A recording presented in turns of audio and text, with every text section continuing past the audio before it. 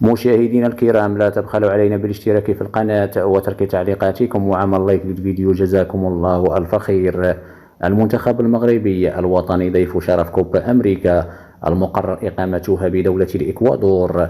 والآن إلى التفاصيل. بعد الإنجاز التاريخي الذي حققه أسود الأطلس المغربية في مونديال قطر بوصولها نصف نهائي كأس العالم وخطف الأضواء في المونديال، أفادت صحيفة غازيتا سبورتيفا البرازيلية أن المنتخب المغربي يستحق أن يكون ضيف شرف البطولة الأمريكية المقرر إقامتها بدولة الإكوادور.